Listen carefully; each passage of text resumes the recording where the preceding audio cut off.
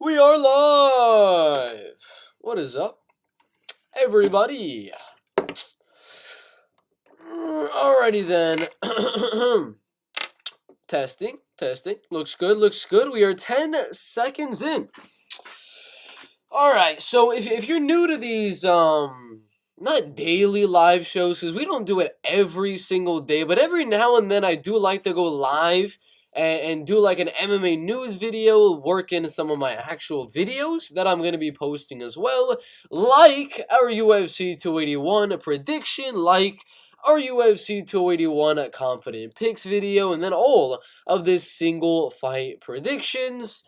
Before we do any of that, like we do on these live streams, we're going to go over to my Instagram where we post like the latest and greatest MMA news topics, literally everything to do relating to MMA news and things like that. We're going to be breaking all of that over there on the Instagram. So we're going to go over every new thing that has happened in the world of MMA and give you our thoughts and tell you exactly what happened.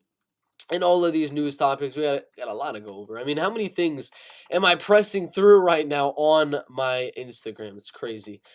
All right, that should be it. So, yeah, we'll wait till a few people get in here, and we will get in to the MMA news. What is up, Ilya Pilipovic? Sup, Jew? Hey, Roberto. Guru got terminated. I don't think so. I don't think so. The MMA Guru.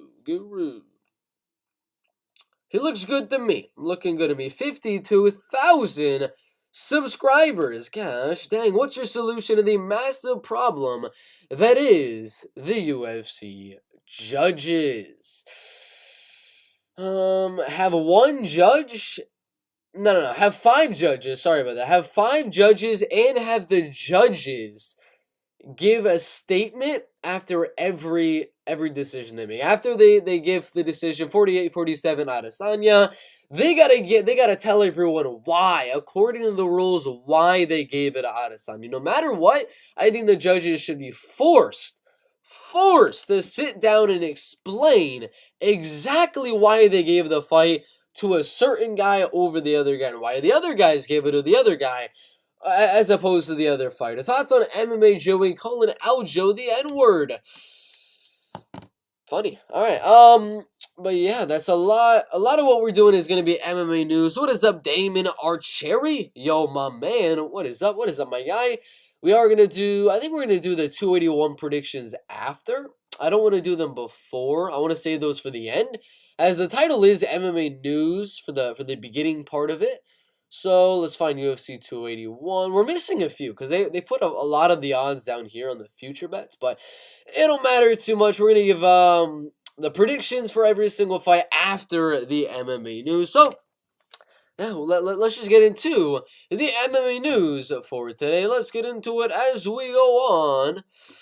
As we go on to the UFC's lightweight division, Grant Dawson, the top 20 UFC lightweight fighter that went out there and dominated undefeated silver medalist wrestler Mark Madsen and took his O that had to go this weekend at UFC Fight Night. Rodriguez versus Lemos called out Tony Ferguson, but it's not really going too well on Instagram and Twitter. A lot of people are saying, why are you picking on Tony, man? But he says beating Tony Ferguson will finally give him the respect that he craves. He says, and I quote, I think the one thing that I'm missing to get that respect from the fans that I think that I deserve is I haven't beaten somebody with a high name value. I want that respect on my name. I understand how this works. I'm not upset. I get it. A win over Tony Ferguson, I think a finish over Tony Ferguson really stamps my name and shows people, hey, this guy is for real. This is on relation to his call out after UFC Fight Night 214 against Mark Madsen. And it's not like the worst call out there. I mean, according to the UFC rankings, Ferguson is at number 14 on those UFC rankings. as of right now, we go over to Tapology right now, and we look at where Grant Dawson is on the UFC Tapology rankings. He's really not that far behind. 19-1 as a professional MMA fighter, only losing way back when to Hugh Pulley about 6 years ago. But if you look at where he's ranked on Tapology, he's ranked at number 50. I mean, he's literally inside of the top 15 on the Tapology rankings, whereas guys like Tony Ferguson aren't even really up here on these Tapology rankings. So I do believe he deserves that top 15 fight. Whether they give it to Tony Ferguson or not, I think he did destroy Tony Ferguson. But what do y'all think? Should Grant Dawson fight Tony Ferguson next? And will that give him the respect that he thinks he deserves? After that, when we go on to the strawweight division, Amanda Lemos, after beating Marina Rodriguez at UFC Fight Night, well, Rodriguez versus Lemos, after that knockout win in round number 3, she expects to challenge Zhang Weili in her first UFC title fight. She's saying she does not think Carla Esparza is going to go out there and win. She says, I do believe Zhang Weili is going to win. She's more complete. She's a stronger fighter, even though Carla Esparza is dangerous. I do believe Zhang Weili is going to win. She is predicting Zhang Weili to win. I'm not too sure if she's predicting a KO, a decision, but she believes that a title fight near in the future will be Zhang Weili and Amanda Lemos. You never know. Could be at UFC 283 Brazil. You never know. Could be at like UFC 285 as the co-main event. It would be a banger. Lemos versus Weili Zhang. They both shown to have good wrestling and grappling in the past. Lemos landing takedowns on Marina Rodriguez. Weili Zhang landing takedowns on Joanna Jędrzejczyk. It could turn into a striking match where Lemos has the power. Weili has good striking in her own right, and that will be a banger. I do lean Zhang Weili to win, but I think that is an exciting matchup in the strawweight division between the two girls, that are number 2 and about to be like number 3 or number 4 in the Amanda Lemos. Would be a banger in my opinion. Who do y'all think wins? Zhang Weili or Amanda Lemos? After that one, we have, this one's interesting. This one is very, very interesting. UFC Fight Night Minner, not UFC Fight Night, UFC Fight Minner versus Nurdan Biek is under investigation after suspicious betting took place. I mean, this is unprecedented in the UFC. Look at this picture right here. Derek Minner was a solid plus 170, plus 180 underdog for quite a damn while. He was a solid underdog right there. I bet Shayla Nurdanbiek by KO earlier on in the week. And then out of nowhere, just maybe an hour, maybe 45 minutes, 50 minutes before the fight was set to take place, I mean, Shayla Nurdanbiek went crazy, went absolutely insane on those betting odds. I mean, he turned from a minus 200 modest favorite to a minus 400 favorite. Here's that minus 210. And immediately all the money in the freaking world just started pouring in. Pouring in on Shayla Nurdanbiek. It was absolutely insane. And there is an investigation going on to Derek Minner and maybe his camp exposing the information, maybe giving the information for some money, saying, Derek Minner's injured, you give me $50, $500, $1,000, whatever the case may be, and I'll give you some information on why Derek Minner pretty much is guaranteed to lose given that he has an injury. I mean, it wasn't just the money line. The under 2.5 rounds was also being heavily bet for this UFC fight right here, which is insane. What do y'all think about that situation? A lot of money coming in on Shayla Nurdanbiek.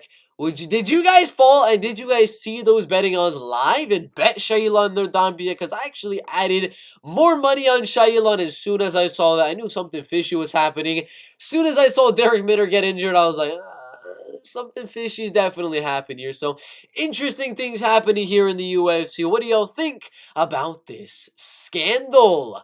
After that, we go on to... We gotta find that one. I think that's a featherweight fight. I'm not 100% too sure. We'll go Choi. Do Ho Choi in the UFC. Is it Do Ho Choi? I think so. Do Choi Do Ho. They spelled it wrong right there. Taking on what is it? Kyung Ho Kang. Let's go Tapology yet again in the UFCs. Let's find it. Kyung Ho Kang. Before we get into this one, we'll look at the comments really quick. Thoughts on me plowing MMA Joey's wife? Nice. Damn, Bautista seems like a great fighter. He's definitely looking a lot better after every single fight. Turns off dabs. Ferguson is washed up. I agree. He's the last guy anyone should want to fight to get their name out there. I mean, it's a top 15 guy. If Ferguson's in the top 15, you kind of have to call him out at that point. Ferguson is a punching bag these days. Turn off dabs. Who's going to win? Dustin Poirier or Chandler? I like him more, says turn off dabs. He thinks Chandler is going to win.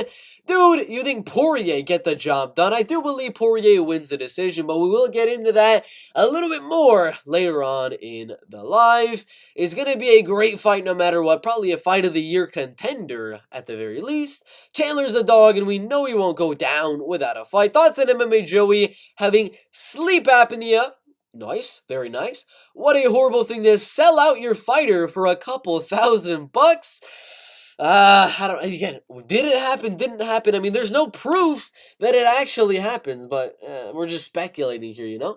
Does Adesanya get the L? I think so. I think so, but you never know. You never know. I don't mean that seriously, but that's probably their mindset. I think Adesanya gets knocked up. Ow! Thoughts on Izzy being the first LGBTQ champ? I mean, yeah, I guess so. For real, Izzy doesn't have a girlfriend. I don't think so. I actually don't think so. What is up, GE Espinoza? After that, we go on to the UFC Korea fight card. Breaking, verbally agreed for UFC Korea 2023. Not official just yet, but it is in the works. Doo Ho Choi returning after a 3-year layoff from the UFC Octagon, starting his UFC career very well, getting an 18-second knockout win and a minute 33-second knockout and a 2-minute 42-second knockout. 3 first-round finishes in a row, then lost the decision in an all-out freaking war against Cub Swanson right there, where he was a 2-1 favorite, and that fight was an absolute banger. Got knocked out by Jeremy Stevens in a fight he was also the favorite in the main events of St. Louis, Missouri. I don't know why that was the main event. He was coming off a loss, but it was, and he ended up losing that one. Then he lost to Charles Jourdain as a 4-1 favorite in South Korea right there. And we've seen what Charles Jourdain has done since then, losing very close fight to Shane Burgos, the fight he arguably did win. And Sung-Woo Choi went out there and he lost to him as a 4-1 favorite. So at one point in his MMA career, he was very, very high. A lot of people thought he was the next great Korean fighter, and he was going to go out there and do very, very good. He still could at UFC career. He's 14-4, a lot of KO, TKO wins. You got Kyung Ho Kang right here, only losing to close decision of Ricardo Ramos right there, going 3-0 against some solo guys. 3-0 again, losing to Ronnie Yaya, then beating Banchadil Dana. Should be a good one in my opinion. Kyung Ho Kang is from South Korea. Doo Ho Choi is also from South Korea. So we shall see who wins. I don't know what Doo Ho Choi is going to be looking like at this stage of his career, but why not? Let's give the win to Doo Ho Choi. I don't know if it's going to be in the bantamweight or the featherweight division. We'll have to see. I got Doo Ho Choi, but who do y'all think wins that one in the bantamweight or featherweight division? After that one, we go on to the middleweight division. Alex Pereira, weight cut in the UFC's middleweight division. Alex Pereira started his weight at 226.2 pounds, meaning that he would have to cut a grand total of 41.2 pounds. He's at less than 10% body fat right there. Means he has to lose 41.2 pounds with 10% body fat, meaning he has 26 pounds that he would be able to lose in terms of fat. And then the other part of that, which is about 420 25, 26 pounds of muscle and water weight that Alex Pereira is going to have to lose. What do y'all think about the weight cut that Alex Pereira is going to have to endure up and come to his UFC 281 bout with Israel Adesanya? Do you think that's going to affect him and possibly get him knocked out by I'm just kidding, Israel Adesanya? Who do y'all think wins, Adesanya or Alex Pereira? Ding, ding, ding, ding, ding. Let's go on to UFC 283, typology, to the UFC's welterweight division. Oh my gosh, they left it in the welterweight division. Warlley Alves and Nicholas Dalby made official for UFC 283 prelims, Rio de Janeiro, Brazil, with the main event being, I have no idea. I have really no idea what the main event's going to be. The co-main, Brando Moreno, Davison Figueiredo. Good prelim card.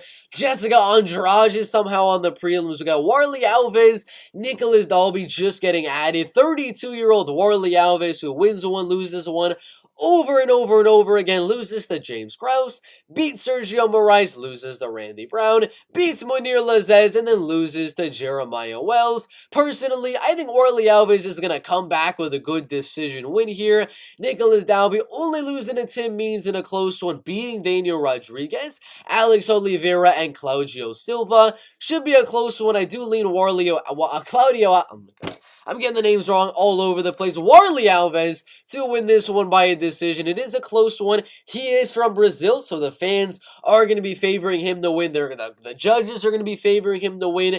He's got the better jiu-jitsu, the strike, and the power is going to be pretty even. I think Alves just barely edges out a very close 29-28 decision, but should be a close one there in the welterweight division. Next one, let's go out again because it keeps fast forwarding on my story. Let's find it. To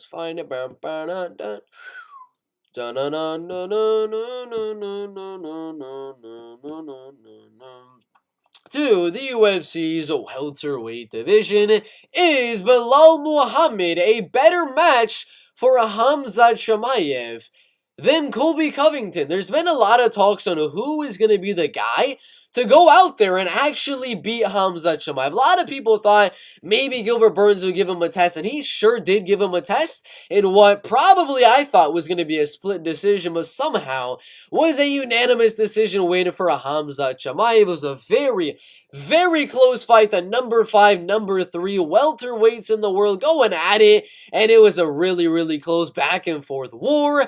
Now, after that fight, you look at other guys that you think might be able to challenge Khamzat Chimaev. You think Leon Edwards maybe. Personally, I think Khamzat wins that fight. You look at guys like Kamaru Usman, which is a very tough task, and you look at guys like Colby Covington and maybe even a Belal Muhammad, and you start to think, who's a harder matchup? Colby, Kamaru, or a guy like Belal Muhammad? Because Belal Muhammad is going out there talking on Twitter, talking on Instagram, saying he is the guy that is going to be able to beat Khamzat Chimaev. He thinks that he is the most likely guy to beat Khamzat Chimaev, and going out there outstriking Sean Brady in their fight, showing very good takedown defense and wrestling and grappling. It's not out of the question that Belal Muhammad could go out there and beat the man that is, I don't know what just happened there, the man that is Khamzat Chimaev inside of the UFC. And I don't know if that's going to happen. It's a very close one between Belal Muhammad and Khamzat Chimaev. Personally, I would go Khamzat Chimaev to win that fight. But what do y'all think? Khamzat Chimaev or Belal Muhammad inside of the welterweight division, the number 4 and number 3 fighters inside of the UFC? Do you think that fight should be made in the first place? Because a lot of people are saying, just do Khamzat versus Colby. Just do Khamzat versus Colby. Winner fights, well, the winner of Leon Edwards taking on Kamaru Usman. That's what I think should happen. I think Belal Muhammad should go out there and fight the loser of Kamaru Usman and Leon Edwards, which I think is going to be Leon Edwards, which will be a good rematch in a fight night main event. Edwards versus Belal was a main event. Let's reschedule that one after Edwards loses to Usman, and then they could just do Edwards versus Bilal, Hamza versus Colby in the meantime, and maybe if they want to, do Bilal Muhammad versus Jeff Neal rematch, or Bilal versus Shavkat, depending on who wins that fight. There's a lot of things that can happen here, but what do y'all think about Bilal Muhammad saying that he can beat Hamza Chimaev? Who wins and why? Put your thoughts down below. The best fight of all time. But ding ding ding ding ding ding ding ding ding ding. That one was a funny one. I've been fighting for 15 years and never lost 2 in a row. Dustin the Diamond Poirier in the UFC's lightweight division, the number 2 contender, beating Justin Gaethje, about to fight Michael Chandler right there, losing to Charles do Bronx Oliveira. He did lose to Oliveira. That was his last loss. Now he's fighting Michael Chandler at UFC 281 in what is going to be a very, very exciting matchup in the lightweight division. Some people are saying that, well, that Dustin Poirier is going to go out there and outstrike Michael Chandler for 3 straight rounds in that fight. Some people are saying Chandler is going to go out there and out-wrestle Dustin Poirier in that one, but Poirier, in his long MMA career spanning from 2009, 3 years after I was even born, going in the UFC with 20 wins and 6 losses. Out of those 6 losses, none of them have been in a row. None at all. Chan Sung Jung came back with a win after that. Cub Swanson came back with a 3-fight win streak. Conor McGregor went on for a 4-fight win streak. Michael Johnson came back with a 5-fight win streak. Habib Nurmagomedov came back with 3 wins in a row. And Charles do Bronx Oliveira is not looking to go on his first ever losing streak. He's looking to come back with a win here against Michael Chandler. I believe he'll come out with the win, but you never know with MMA. Some crazy things can happen, especially in this lightweight division. Do you believe, even after these 15 years, that Poirier will lose 2 in a row, or will he come back with a great win on Michael Chandler in the, not the co-main event, but a main card fight in the lightweight division? Who wins, the Diamond or Michael Chandler? What is most exciting for? That's a good meme. Jan Blachowicz doesn't think John Jones returns to the UFC. He's too afraid to lose so much. In the light heavyweight division, Jan Blachowicz, the number 2 fighter in the light heavyweight division, coming off great wins over Israel Adesanya, Dominic Reyes, and Alexander Rakic, only losing to Glover Teixeira, is talking about the greatest light heavyweight fighter of all time, in John Bones Jones, who's doing very good in the light heavyweight division, moving up to the heavyweight division. But Jan Blachowicz coming out here and saying, I don't think John Jones is ever going to return to the UFC. He is afraid to lose so much. He's not going to come down to the light heavyweight division, and he's afraid to lose in the heavyweight division. Do you guys agree or disagree with Jan Blachowicz? I disagree. I do believe John Jones will return at UFC 285 to take on the man, the myth, the legend, Francis Ngannou. And maybe we won't see Stipe Miocic come back anytime soon. But what do y'all think? Does John Jones return, or do you agree with Jan Blachowicz? UFC will end up frozen like Osha. Alrighty then. Next one in the UFC's middleweight division. UFC 281 betting odds have been released. I agree with 2 of them. I disagree with 1 of them. The ones I agree with, obviously, are going to be Zhang Weili versus Carla Esparza. I'm so confident on Zhang Weili. I feel so good. She's a better striker. She's stronger than Carla Esparza. She's been in, I think, more 5-round fights than Carla Esparza. Hasn't gone the distance as many times as Carla, but she's stronger. She's a better striker. Her wrestling and her grappling is getting better. I think she TKOs Carla in that fight, and I honestly think those betting odds aren't too shabby for Zhang Weili right there in the in the strawweight division. Dustin Poirier, Michael Chandler. I also agree, not enough to have him as a 2-1 favorite or anything, but a little bit lower than that at -175 does make some sense. Adesanya versus Pereira. If you're looking at it like that, how confident are you on Poirier? Not too confident, but a little bit. How confident am I on Israel Adesanya? Nowhere near as confident as I am on Dustin Poirier. So obviously, I do definitely disagree with these Israel Adesanya odds. I think it should be -115 Alex Pereira, -105 Israel Adesanya. But what do y'all think about these betting odds? Do you agree or disagree? If you agree, put why you agree in the comments. If you disagree, put why you disagree down below in the comments. That's what I just said. Thank you guys for watching. We'll see you in the next one. Dun dun dun dun dun dun dun dun. Bantamweight division. Bum bum bum bum bum bum bum. Sean O'Malley, Topology. Sugar Sean O'Malley, Marlon Chito Vera in the UFC's bantamweight division. Sean O'Malley, Sugar, coming off a win on Piotr Jan at UFC 280. Yeah, you can say it was a win, you can say it was a loss. On paper, he won the fight. Maybe you thought it was a robbery. It doesn't matter. The pass is the pass. And the winner was Sugar Sean O'Malley. And the only man that Sean O'Malley has lost to inside and outside of the UFC is this man right here, Marlon Chito Vera. And Sugar Sean O'Malley does not want to wait that long for an Aljamain Sterling fight for the belt. Aljamain wants the fight in June of 2023. That's too long for Sean O'Malley. That's definitely too long for Marlon Chito Vera, both of which like to stay relatively active. And Sean O'Malley calling for the interim title fight right there. You look at the rankings in this bantamweight division. Number 1 contender, Marlon Chito Vera. Number 1 contender, Sean O'Malley. And number 4 contender, Marlon Vera. Piotr Jan's not getting a title shot. Merab Dvalishvili's probably not getting that title shot. Marlon Vera and Sugar Sean O'Malley for the interim belt. Makes okay sense, especially a good rematch there. O'Malley won the first fight. Marlon Vera won the first fight. Who wins the second fight? Maybe O'Malley wins, fights for the belt, and then they do a trilogy down the line. There's a lot of money to be made with this one. Who do y'all think wins and why? Put your thoughts in the comments. In the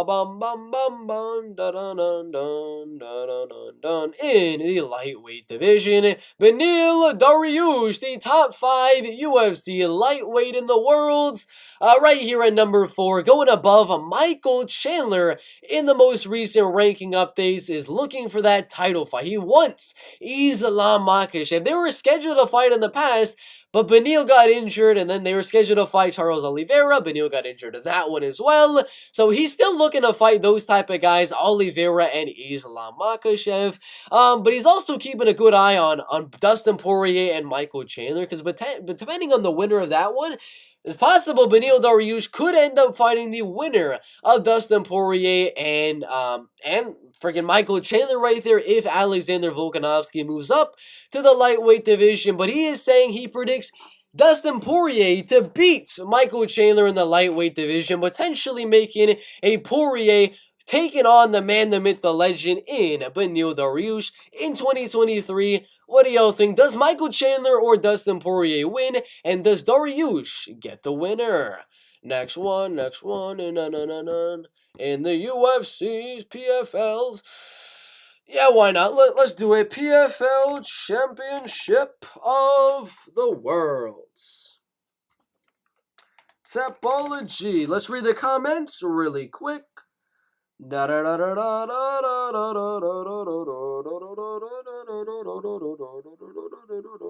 Dude, there's a lot of comments. Jesus. Alex Pereira is hunting Izzy in the dreams. He just won't admit it. Damon Archery, Izzy admitted he was... I had no idea. Georgie asked him about settling down with a woman. Matt Rodriguez took a fat L to Magny after they gave him a bad decision against Li Jingliang. Yes, he did. Lol, Rodriguez is overrated. Sean Strickland looked like he was fighting a boss fight when he was in the cage with Pereira. Remember the name? I just want to know who is winning. Give me 3 names. I will. We're going to do that later on in the video, the live stream. What's up, Time Machine God? What is up? Let's talk about Jackson, Ulberg, Izzy, Blanchfield, and Chandler. We will do that in a little bit. Hamzat all the way, scariest mofo in the UFC. Yeah, bro, what about a man? Islam, Makhachev, different weight classes, I think. And I think Hamzat's a better wrestler than Islam. He's just bigger than Islam, honestly. Then what about McGregor? I don't think he's coming back either. He'll come back, but not soon. Is Conor fighting? No, he is not. I doubt Conor is fighting, and if he does, it has to be against a bucket. Bert, what's up, brother? Yeah, great show as always. Great show you as well. Blood Money MMA Bets. Everyone in the chat, go check out Blood Money MMA Bets YouTube channel for some more UFC content. What is up, Thomas? Manzanero. I think Izzy should be minus 150 based off MMA experience. Possibly, if he's able to mix in the wrestling and the grappling, I could see him being a minus 150 favorite, but I think the pride and the fact that he's been knocked out, he lost the decision to Alex Pereira, is going to make him want to outstrike in this fight with Alex Pereira, which I don't think is going to be favorable for him against Alex Pereira. I do think he should mix in the wrestling, though. Alex is less experienced than him, yeah. That's true. Wow, this show is next level. Bert is the GOAT. Thank you so much. If Izzy wins, likely a decision. I agree. Alex got way more power. That is true. Quite hard to find a safe bet on the main card. There's no such thing ever as a safe bet in MMA unless you get Islam versus Hasbullah. In that case, Hasbullah wins every day, all day. All bets are just that. Bets. You will never be said. That's exactly what I said. Facts. Turns off the tabs. Thomas, I'm not confident on any fight, unlike UFC 282, where I'm super confident on 2 fights. Who are those 2 fights? The only ones who are safe in the house, they will never lose. To be honest, even Wei Li seems a weird bet. There's no way to assume she wins. She's got a couple losses, so she ain't perfect. Yeah, she's been finished before, and she got outstruck by the girl, Carla Esparza. Outstruck, sorta, kinda, I guess you could say. But let's do an early prediction here in, I don't know what division you can call it, but we'll get into it. The PFL playoffs right here. PFL 10 2022. Early predictions. We're going to go pretty fast through these ones since it is an early prediction. We will go more in depth a little bit later in a few weeks, a few days before the fight happens to give more in-depth predictions, but I'm going to give you my early predictions as of right now. Not for this Tom Grayson or Biago Ali Wash fight. I don't know anything about that one, but we'll start from the prelims and go all the way up. First fight, we got Magomed Karimov, Gleison Tebow. Gleison coming off a loss to Jarrah Hussein Al-Silawi. Magomed is taller, he's lengthier, he's a better striker in my opinion. Again, he's taller, he's lengthier, and he's got good wrestling and takedown defense. I do believe Magomed Karimov will win a unanimous decision. Julia Budd, Aspen Ladd will be a good striking fight in my opinion. A little bit of wrestling mixed in there from Aspen Ladd. I think Aspen Ladd will barely edge out a 29-28 decision. Natan Schultz and Jeremy Stevens, I'm actually going to predict a dominant 30-27 decision for Natan Schultz. Dakota Dicheva taking on the 33-year-old Catherine Koraginas right there. I think Dakota Dicheva will get the TKO in round number 2. Delano Taylor and Sadibusi. I got Sadibusi winning on the outside, using his height, using his reach, outstriking Delano Taylor, winning a unanimous decision. Ante Deliha, Mateusz Scheffel. I got Ante Deliha by, let's go decision. I think Scheffel looked good in his last few fights. I'm going to go Ante Deliha by 48-47 decision. Rob Wilkinson, Omari Akhmedov. I'll go Rob Wilkinson by TKO in round 1 or in round number 2. Oliver Aben, Mercier, Stevie Ray. Got Oliver by unanimous decision. 49-46, Stevie Ray. I got him winning at least one of those rounds, probably one of the later rounds, possibly, you never know. And then we got Brendan Loughnane, Bubba Jenkins. I'm going to go Brendan Loughnane, late finish, round 4 or round number 5, preferably a KO, TKO. Kayla Harrison, Larissa Pacheco. I don't agree with the odds. Kayla's like a 7-1 favorite.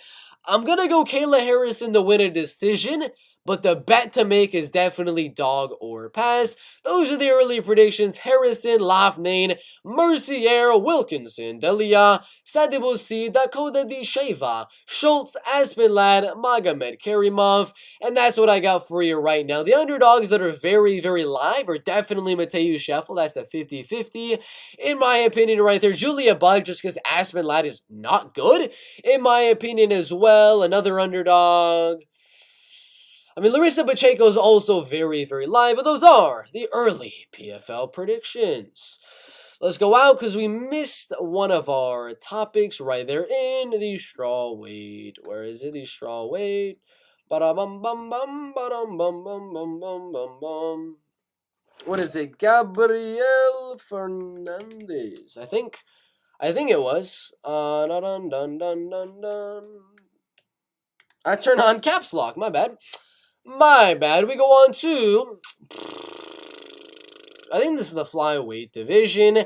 LFA interim flyweight champion Gabriela Fernandez signs with the UFC, the most recent addition to the UFC roster right there, going undefeated in her last 7 fights, only losing to Maria Silva right there, who is currently 8-1 and just fought on the Dana White's Contender Series and won on Dana White's Contender Series as well. That is her only loss about 4 years ago. Did very, very good and got 2 finishes inside the LFA, earning her the LFA interim flyweight belt. Now she's going to be joining the UFC. What do y'all think she's going to do? Will she be a future UFC champion?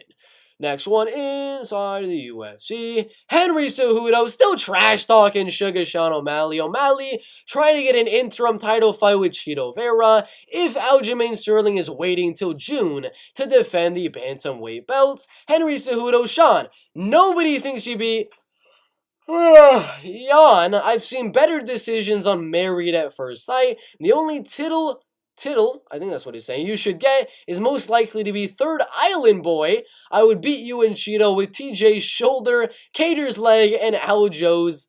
You know what he's saying right there. What do y'all think about the trash talk that Henry continues to put on Sugar Sean O'Malley? Who do y'all think wins, O'Malley or Henry? So, no.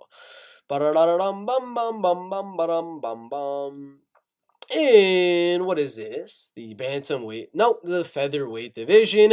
Marlon Moraes and Shimon Moraes has been set for a rematch in the PFL playoffs after Shane Burgos withdrew. Not too sure why, but we got rematch time at the PFL playoffs. Shimon Moraes did not do too good this year in the PFL playoffs. Marlon Moraes, sorry about that, did not do too good inside of the UFC playoffs, if you want to call it that. And they're both getting knocked out, losing decisions left and right. Both not doing too good, very, very good recently. And they're both going to be fighting in the featherweight division in 2023 inside of the PFL. But it's going to be a good one. Shimon Moraes and Marlon Moraes, 2 Moraeses with good striking. I think this is going to be a banger 3-round decision. I do lean Marlon Moraes to win, but it is a close one. Who do y'all think wins that one inside of the featherweight division? And that is the schedule. Alright, let's read the comments, then we get into the UFC 281 prediction. To be honest, even Whaley seems weird. Anka Live and Dricus for UFC 282. Dricus isn't a lock, especially with the eye stuff with Darren Till. Yeah, I feel pretty good about Dricus, but no such thing as a lock. Yup, you're right. Kind of hard to find a good lock this week. The only ones who are safe is the house. They will never lose. That is factual. Wonder if Alex Pereira, what is up, Andy Moosh Pictures? Hey, Berto, wonder if Alex Pereira will ever use some of the jiu-jitsu he has been training. Possibly. He's a little bit stronger than Adesanya, so maybe.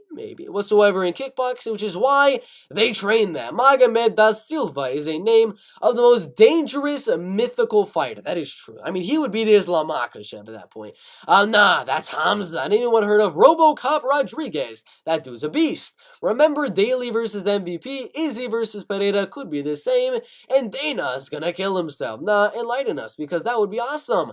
It was 2 strikers trying to grapple, and the crowd died. That'll be horrible. Like Askren versus Maya striking. Hey, what up? What is up, designing the enemy? Welcome to the live stream. We already went through all the MMA news. We'll get into the UFC 281 predictions. Lol. Well, thing is, we know Adesanya wouldn't want to grapple because I'm sure he hasn't done it much at all. Just takedown defense, sprawl, and brawl. Besides that, Jan laid on him twice. We laid on him the whole fight. Just hope Stylebender shows up. Not decision bender. That is factual. That is factual indeed. But with all that being said, let's get into the full card prediction. UFC 281, Adesanya versus Pereira, full card prediction breakdown. We're going to look at the betting odds as well. If you're new to the channel, we do predictions like this every single week where we break down every prelim fight, every main card fight, and I give you my prediction, why I think they're going to win, how I think they're going to win, and if I think they're going to win easily, I'll tell you that. If I think it's going to be a super close fight, I'll tell you that as well. There's not going to be too much of a betting breakdown on this video. We'll do that a little bit later on in the week. But we're going to go through every single one of these 14 amazing fights at UFC 281. And if you're new to the channel, go down to smash that like button. It helps with the algorithm. Subscribe and turn on those notifications. And if you are just waiting around for the predictions to start, put your predictions down below in the comments. I love to see who you got and if you match up to what I have as well. So go down below right now and put your predictions for this card. With that being said, let's get into my predictions as we go on to the light heavyweight division. Carlos Ulberg and Nicole Negumereanu in the light heavyweight division, 28 and 31, almost 32 years old. A lot taller is Carlos Ulberg, but lengthier is Nicole Negumereanu, who's on a 4-fight win streak. 2 of them by split decision, 2 of them by KO TKO, only losing in his UFC debut. Since then, he's done very, very well. Same thing can be said for Carlos, only losing in the UFC debut, and then looking very good. Outstriking Fabio, staying on the outside, and then knocking out Tafon and Chukwi. Obviously, Carlos is going to be the better striker, taller, lengthier, training with guys like Israel Adesanya as the main training partner. But Nicole's got a chin, man. The dude can eat a lot of punishment, come forward, put on that pressure, and eat your shots. Eat the best thing you got, and then mix in those takedowns. I believe Ulberg will win round number 1, standing on the outside, but that pressure non-stop coming forward nature of Nicole Negumereanu and the wrestling in round 2 and round 3, I believe Negumereanu will use that to win round 2, win round 3, and win a unanimous decision against Carlos Ulberg. My first underdog of the night is, well, the first dog and first fight of the night at plus 100, Nicole by decision. After that, we go into the bantamweight division. Julio Arce and Montel Jackson in the bantamweight division. Montel, 30 years old, younger than Julio Arce, taller than Julio Arce, lengthier than Julio Arce, beating JP Bays, Jesse Strader, Felipe Colares, and Andre Sukmamtath, only losing a grappler, jiu-jitsu type of guy in Brett Johns. Julio Arce going very up and down. Win one, lose one, win one, lose one, over and over and over again. But I do believe Montel Jackson's going to get this one done. He's taller, he is lengthier, which is going to force Julio Arce to have to close that distance to land the powerful shots that we know Julio Arce can land. But that's the thing. To be able for Julio to close that distance, Montel is going to be landing the jab, landing the kicks at range and things like that, using the height and the reach. Plus the fact that Montel Jackson has the better wrestling, has the better grappling and ground game than Julio Arce. If Julio gets too close and is about to land a good shot on Montel, Montel's going to be shooting those takedowns. And that is why I think Montel Jackson will win a 29-28 decision. If it was a 3-round striking fight, 29-28 split decision either way. But with the wrestling of Montel, I think that'll be the deciding factor. Montel Jackson by unanimous decision. Sungwoo Choi and Mike Trizano in the featherweight division. 0-2 in his last 2, losing to Alex Caceres and Joshua Coulibaly while beating Julian Erosa, Youssef Zalal, and Suman Mokhtarian. Both Both are 30 years old, pretty similar height, but a little bit of a reach advantage for Sung Woo Choi. Loser here could honestly be cut from the UFC, given that Mike Trizano would be at that point about 1-3, 1-4 in his last 5 fights, and Sung Woo Choi would be 0-3 on a 3-fight losing streak. I think this is a close one here. Sung hits harder, he's lengthier, and the wrestling and grappling should be non-factor. So if it's a 3-round striking fight, the volume is even, but the power goes Sung Woo Choi, and the chin advantage goes Sung Woo Choi. Should be a pretty obvious one in my opinion. Obviously, Mike could surprise us and land something big on Sung Woo Choi. Decide he's a wrestler, so you're a wrestler now, says Nate Diaz, and Trizano could go out there and do that, but I assume it'd be a 3-round striking fight, and Sung Woo Choi is slightly the better striker, a little bit more power, which is why I give Sung Woo Choi the 29-28 decision. Silvana Gomez Juarez and Carolina Kovalkiewicz in the strawweight division. I'm going finish here. I'm going to go finish. Silvana, when was the last time you've seen this girl go to a decision? Got 2 knockout wins before joining the UFC. Lost to Lupita Godinez by armbar in round number 1. Lost to Vanessa Demopoulos by armbar round number 1 after almost knocking her out. And then she ended up knocking out Na Liang in her next fight. They're both 37 years old, similar height, similar reaches. It's a weird fight. It's kind of like Marlon Vera taking on Rob Font, where Carolina throws a little bit more volume, slightly better wrestler, slightly better grappler, but I think it's going to be a 3-round striking fight if it does go to a decision. Should be mainly a striking fight, but again, like I said, Marlon Vera versus Rob Font, whereas Carolina throws more volume, but Silvana has that power. And she can easily turn this fight from she's getting out volume by Carolina to knocking her out or landing something big on the feet. So it's a tough one in my opinion. I understand why it's a 50-50. Having Silvana as the underdog, it makes sense because she could easily get out volumed in this fight, but I'm leaning more that under 2.5 rounds. I do believe Silvana Gomez Juarez will go out there, close that distance, and land something big on Carolina Kovalkiewicz and knock her out round 1 or round number 2. If not, Carolina's probably going to finish her in those later rounds as well with a submission, but I'm going to go Silvana Gomez Juarez, that under 2.5. Looking good, looking good. Silvana by TKO. Otman Azaitar and Matt Frivola in the lightweight division, 32 years old. The betting odds pretty even right here. Otman, a slight underdog on some bookies, a slight favorite on other bookies right there. So I guess whatever I say right here, I can kind of twist it, saying that I picked an underdog, even though, I mean, they've both been underdogs at some points or another. Otman was a plus 130 underdog for a while. I mean, Matt Frivola is an underdog on some of them, was plus 105 right when the betting odds have come out. So you can see exactly why this is a very, very close fight. Frivola going out there, getting rocked against Gennaro, knocking down Gennaro 4 times in that fight, getting knocked down himself in that fight, but before that, getting knocked out bad by Terrence McKinney and getting out-wrestled and out-grappled by Arman Tsarukyan, beating Jalen Turner and Luis Pena, whereas Otman Azaitar has beaten Kama Worthy and Timu Pakalen, none of which are inside of the UFC. And I don't know what that 2-year layoff has been like for Otman Azaitar. I don't know what he's been doing on that 2-year layoff, so it should be an interesting one here in the lightweight division. That's pretty much it. If the layoff was horrible, he wasn't training too much, then Matt Frivola is probably going to use that steamroller nickname to out-wrestle and out-grapple Otman Azaitar for the decision, land some good shots on the feet as well. But if Otman was really training and looking and working on his wrestling and his takedown defense, and just improving his striking, improving his cardio throughout that 2-year break from the UFC, well, Otman should easily win this fight.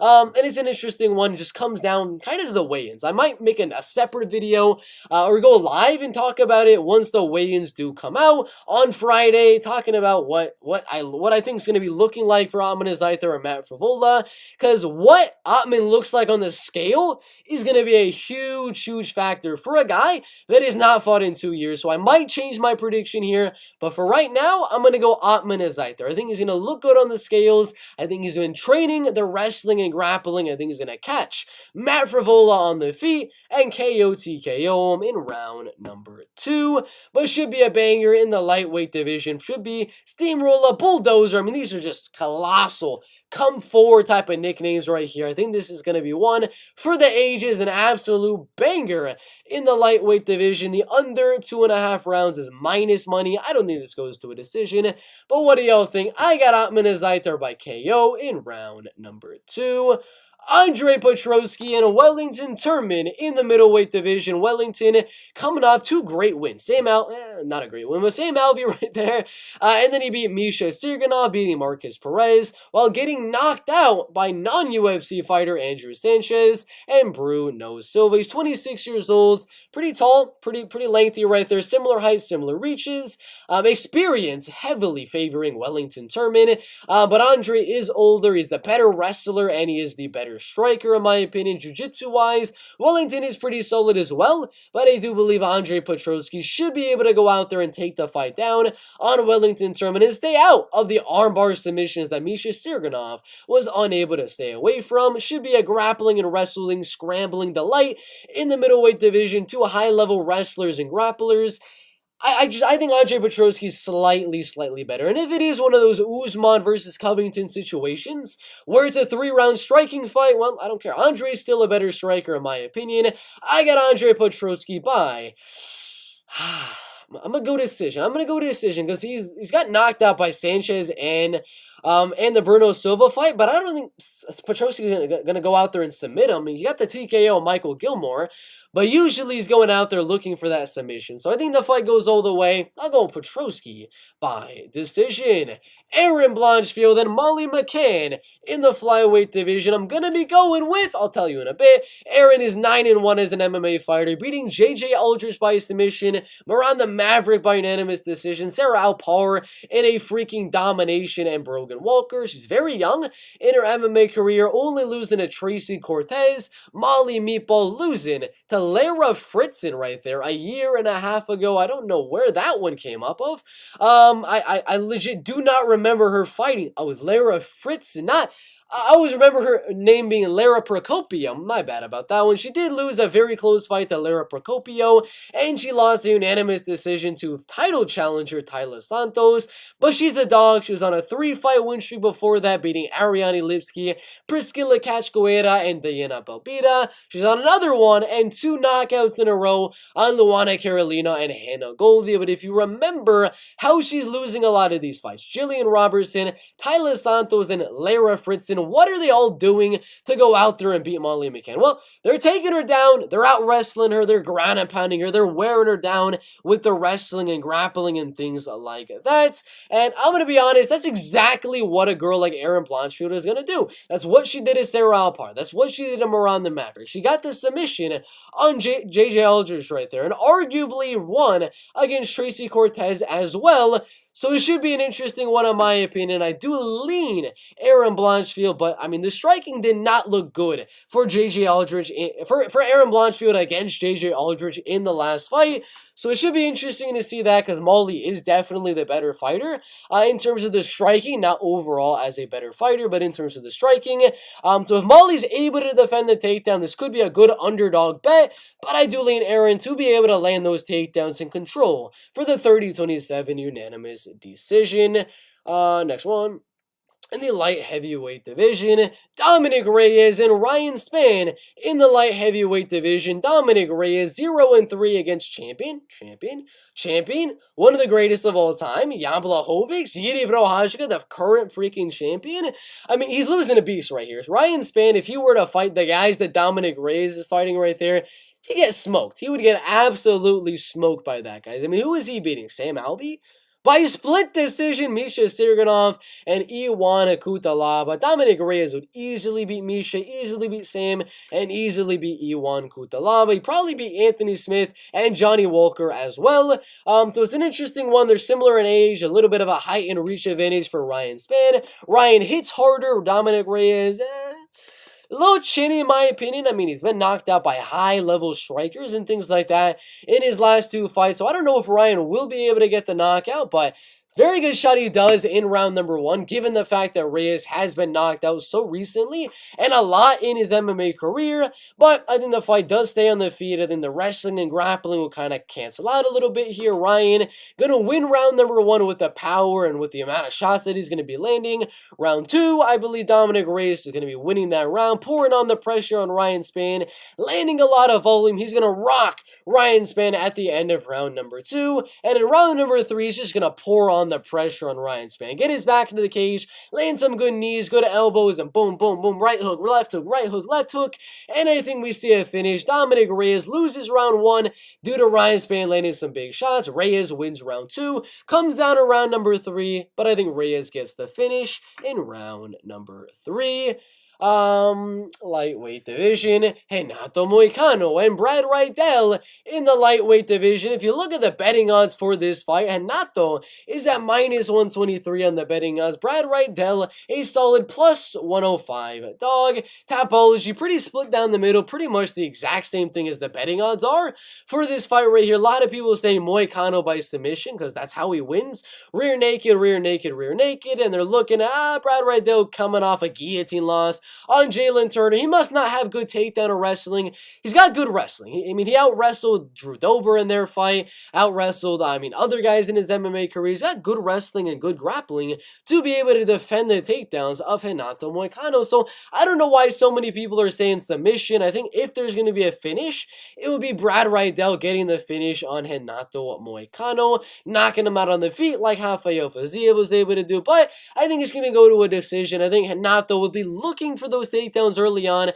possibly wins round number 1 due to those takedowns, but round 2, round 3, once they're sweaty, once Riddell's able to use his kickboxing and striking to stay at range, that's where I think Brad Riddell's going to outstrike Renato Moicano, win round 2, win round 3, and we got another underdog in Brad Riddell winning a 29-28 decision. Next one in the lightweight division, Dan Hooker and Claudio Puelles in the lightweight division, the number 14 contender in the lightweight division at minus 152.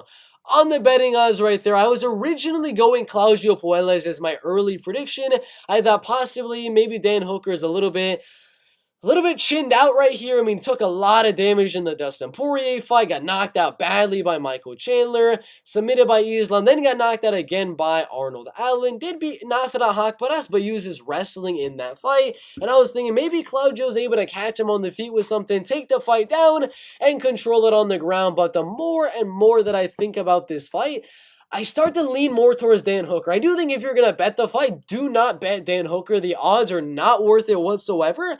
But prediction-wise, I've switched. I'm going to go Dan Hooker now. I do believe he should be able to defend the takedowns of Claudio Puelles. If he's dominating Nasrat Haqparas on the ground, like he was able to do in that fight, I know Islam dominated him on the ground, but Claudio's no Islam Makhachev, in my opinion. I think Dan Hooker will be able to defend the takedowns in the later rounds. Maybe Claudio lands it in round 1, but Dan Hooker should be able to defend in those later rounds and show that volume and the kickboxing and the city kickboxing skills in round 2, round 3, possibly get close to a finish, maybe a 10-8 rounds in round 3, possibly in that round, but it should be a good one. Claudio's very live for a finish, could get a submission here on Dan Hooker. Dan Hooker is very live for a knockout in round number 3.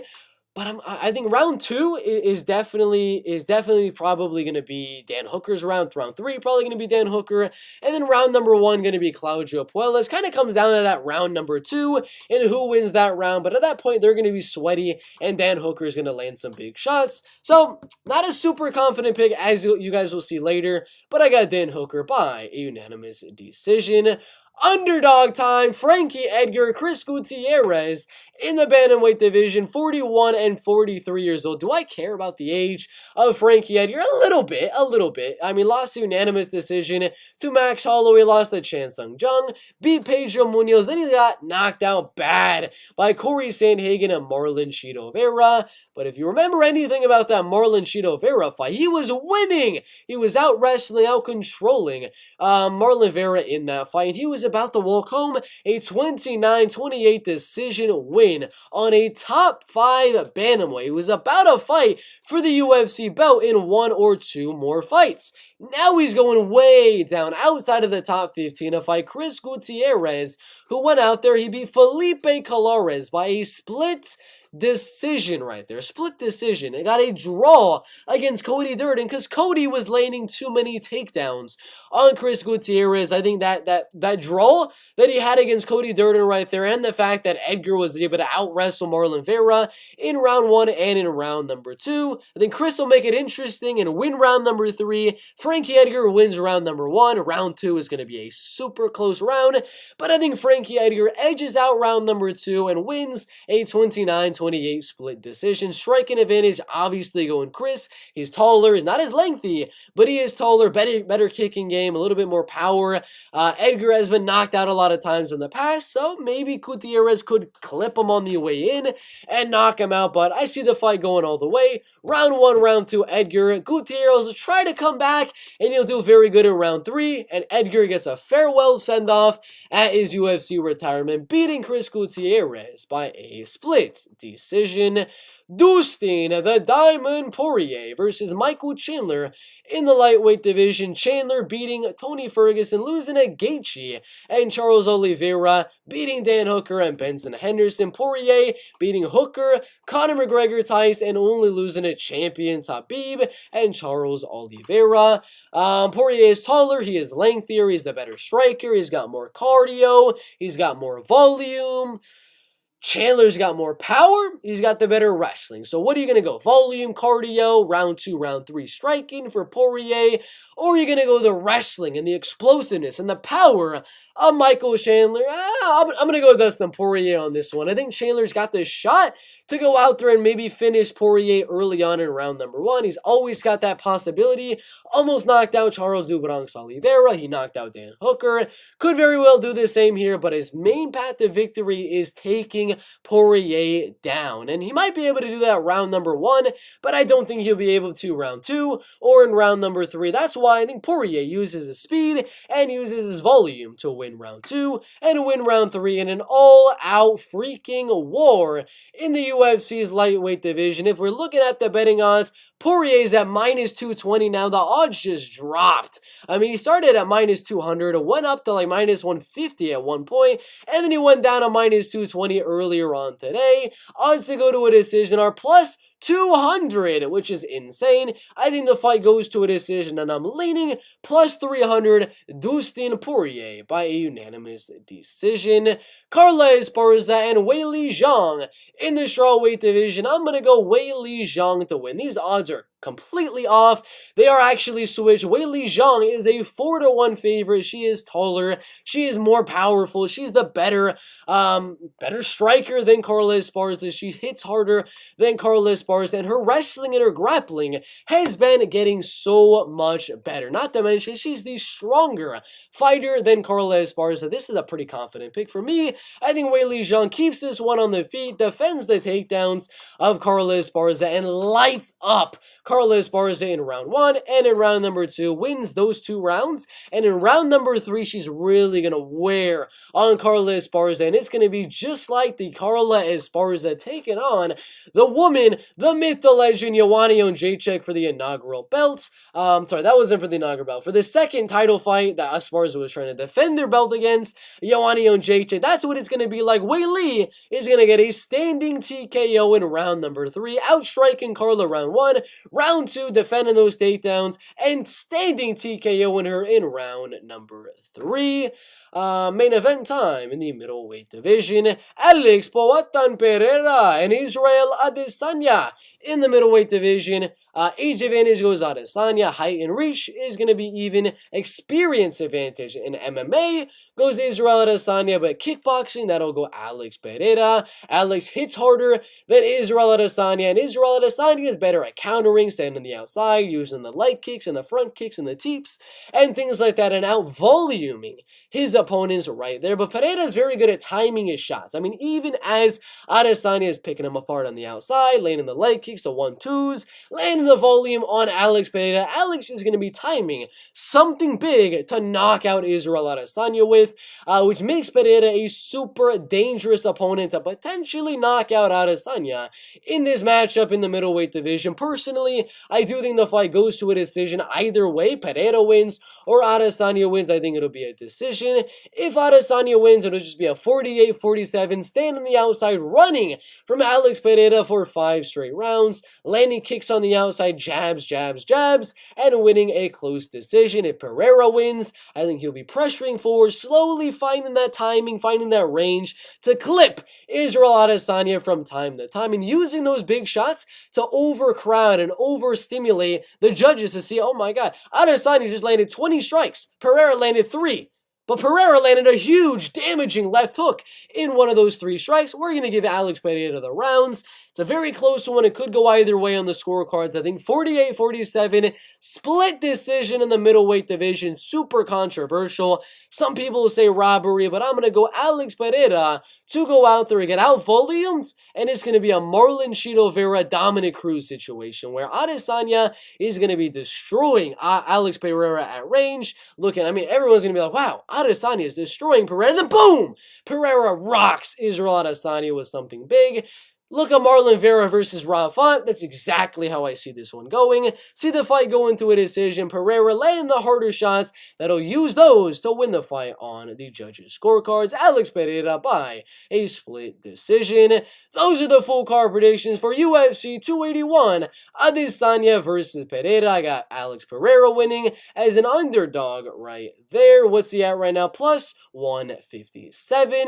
I got Weili Zhang as a 4-1 favorite. Dustin Poirier as a 2-1 favorite. Frankie Edgar as a 2-1 underdog. Dan Hooker as a 1.5-1 favorite. Brad Riddell as an underdog. Dominic Reyes as almost a 2-1 favorite. Blanchfield as a 4-1 favorite. Petrosky as a 2-1 favorite. Ottman as an underdog on some, as a favorite on others. Silvana as a slight underdog. Sung Woo Choi as a slight favorite. Montel Jackson as a 2-1 favorite. And Nicole Negamariano as a slight underdog. So we got 1 underdog. We got 2 underdogs. We got 3 underdogs. We got 4 underdogs, we got 5 underdogs, we got 6 underdogs. God dang, there's a lot of underdogs in this card. UFC 281, the card of the dogs. Make sure to like and subscribe, put your predictions down below, and we'll see you in the next one. Now, it is for the confident picks. Let's get ready for the confident picks. Bruce Buffer. All right, we go on to... I just did that twice, my bad. All right, let's copy our predictions down and bold them really quick, and we'll give our confident picks.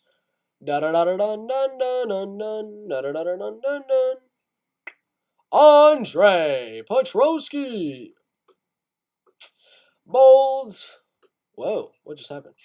Alrighty then, Dan the Hangman Hooker, Dustin the Diamond Poirier. Alright, we go on to the UFC's middleweight division. UFC 281, Adesanya versus Pereira. Full card, most confident picks. Now, I have a lot of underdogs at UFC 281. Adesanya versus Pereira. My underdogs are Alex Pereira, Frankie Edgar, Brad Riddell, Ottman Zaitar, Nicole Negamariano, and Silvana Gomez Juarez. We got a lot of underdogs in the card. The bolded people are going to be the people that I am predicting to win. And stay till the end of the video in case I change things. So sometimes I'll put a percentage down at the beginning and I'll change my mind towards the end. So stay to the end of this video right here to get the official full card of most confident picks to least confident picks. Both start from the bottom and go to the top. Nicole Negamariano to start right here. We're going to have him as a solid 55%, as a slight lean. Definitely not going to be no confident pick or anything like that for Nicole Negamariano, as Ulberg is a much better striker, but Negamariano's got the chin and the wrestling. Montel Jackson right there is also going to be a slight lean. I don't think he should be an almost confident pick, but a little bit more confident than Nicole Negamarianu, right at a solid 59%. Sungwoo Choi and Mike Trezano, that's going to be right in between. Right in between Montel Jackson and Nicole Negamarianu is going to be Sungwoo Choi at a 57%. Silvana Gomez Suarez, and we got a lot of close fights on this card. I'm telling you, a lot of these fights are not going to be confident picks at all, so I'm just going to give you them in order of most confident to least confident. So far, our least is going to be Silvana Gomez Suarez. It's women's MMA, and that is a 50-50 fight. Atman Zaitar and Matt Frivola. I'm sorry I have to do it, but we're going to have another fight on these slight leans right here. This one a little bit more confident at 53% for Atman Zaitar. All right, next one, we got Andre Petrosky. Andre Petrosky. That's an interesting one. We'll have him. Am I more confident for him than I am on Nicole Negamarianu? That's tough. He's definitely going to be a slight lean. It's right around Sungwoo Choi level. I'm gonna switch it up a little bit. Like I said, we're gonna switch up a lot of things in this live stream for sure. We're gonna have him 54%, and we're gonna switch Nicole Negamarianu to 56%, and we're gonna move Sungwoo Choi below Nicole Negamarianu. I'm just not feeling him being that high on the confident picks right there. So we'll change it up a little bit, and that's what we have so far. Aaron Blanchfield and Molly McCann. Aaron Blanchfield's going to be our first, I'm going to say confident pick right there. Confident pick. Would I bet Aaron Blanchfield? Probably not.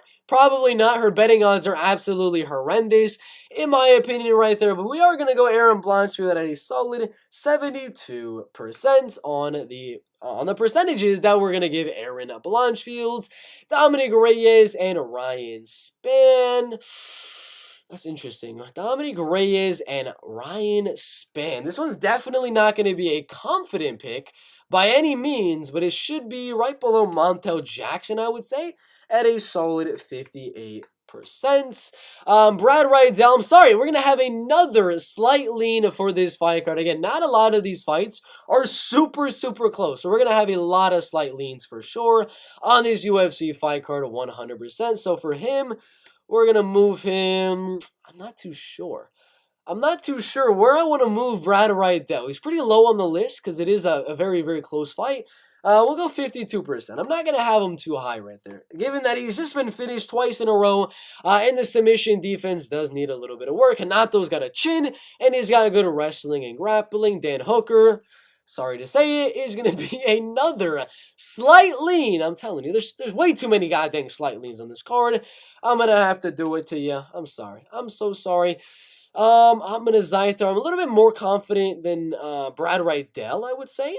Atman Zaitar, let's move him down right here. We'll put him right below. We'll go right below 52.5%. 52.5%, because I originally had Claudio Puelles winning that fight, and it's a super back and forth one, really close fight in that lightweight division. Frankie Edgar, Chris Gutierrez, another one. I mean, if I'm telling you how many close fights are on this card, you already know. I mean, there's so freaking many on this fight card. It's absolutely insane. Another 51% will add 0.1 just to discrepancize it from Silvana Gomez Suarez. But again, not at all confident on Frankie Edgar. Dustin Poirier, we'll make a new category for once here inside of these confident picks video. He's going to be a little bit lower than this as a almost confident picks. And these ones are going to be from 60% to 70%. Right here, we got Dustin Poirier at 66%, right where the betting odds actually have him. We got Weili Zhang. This one is going to be pretty high on the list right here.